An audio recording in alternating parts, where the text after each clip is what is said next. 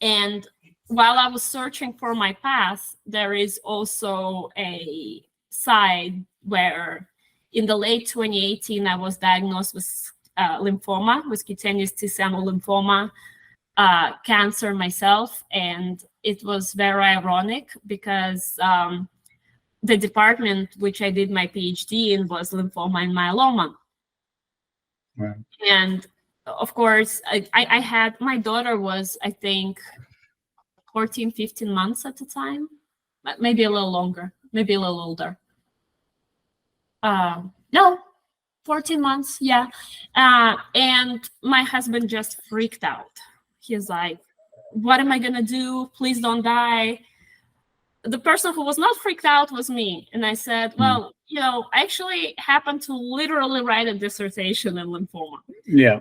So what I will do is I will go to, so my PhD advisor is in California now. So I didn't want to go and bother him. I went to my vice chair of committee and at MD Anderson. And I basically said, can you get me my invention, my peptibodies?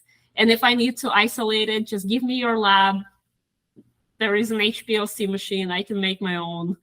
And he said, you know, there is 70% of MD Anderson is working on your invention. We have plenty. So my PhD advisory and supervisory committee became my care team for my cancer. And I got immunotherapy as a first line when it's not typically done, but there are perks of being an inventor of something. Of course, yeah. I walked away, I would say cancer-free. It has not surfaced for last 5 years. And we monitor continuously. We're doing liquid biopsy when in the blood, they're looking for circulating tumor cells. And it can be like 1 or 2 cells in like 30 milliliters of blood. So, but there are technology to detect it, and they're not there. So it's an interesting story that you don't hear very often, but one of my passions is also helping regular people navigate the healthcare system, and especially if they're cancer patients and they're looking for additional second opinion, arming them with the information and questions of how to talk to their doctors if they are unhappy with just chemo and radiation that is a standard protocol.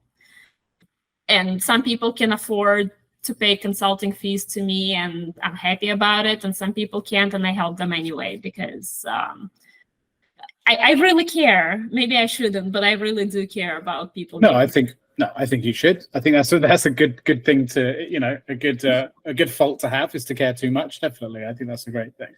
But as part of my recovery from my cancer, I knew as an immunologist that the only cells that use sugar to grow and divide are cancer cells. Every other cell in the body can use alternative fuel. And so because I want to see my daughter grow up and I don't want to scare my husband to death again, I decided to cut out sugar out of my life entirely. So I've been on ketogenic lifestyle, and people can scream and yell all they want, like, this is dangerous, it doesn't work. A lot of things don't work, including pharmaceuticals, if you do them wrong. But if you really understand the core and what is being targeted and how to do it, you can actually very happily live without carbs. Because so I wear a continuous glucose monitor. I'm on the long sleeves today, but it's on my arm. And by that, I can see that my body produces all of the sugar it needs when I don't eat it. Because sometimes, actually first thing in the morning, like around 8 in the morning, and I don't eat breakfast, I see that spike in my blood glucose levels. And that's because my liver actually generates the sugars that it needs to get me going in the morning. So there is a biochemical mechanism. So I went off sugar detox from it. It was like, I would imagine, I've never done any kind of substances, but I've observed people who were detoxing of like alcohol or heavier drugs, and it felt exactly like that. Like Right. everything hurts, you wallow in self-pity, you don't like, you're intolerable for a few weeks, and then it passes, and magical things happen, including your cancer don't grow because it has no food. But you know, actually cutting out sugars meant I cut out every dessert that's prepared in the world today, because all of it contains just crazy amount of those refined sugars and high fructose corn syrup and glucose syrup, and there's actually 23 names to poison. And you know, sometimes people would tell me, oh, I don't use sugar, I use agave syrup, and I just go like this. Like, it's the same thing. It's sugar. Yeah.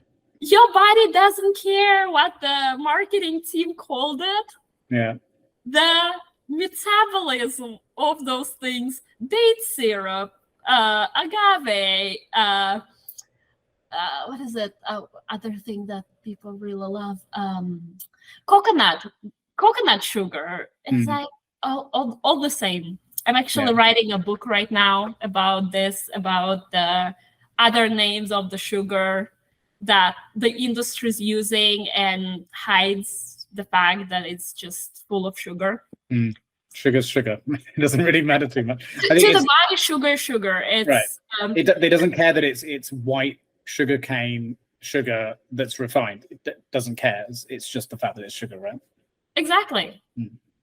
And so as I left my stressful COVID job, being a cancer survivor, I was like, well, I have plenty of time on my hands now.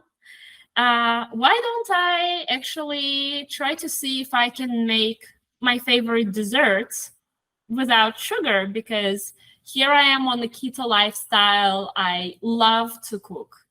So I cook for my family. I've always done it. I hardly ever go to the restaurant. I was like, I'm going to try to figure out how to make the desserts keto.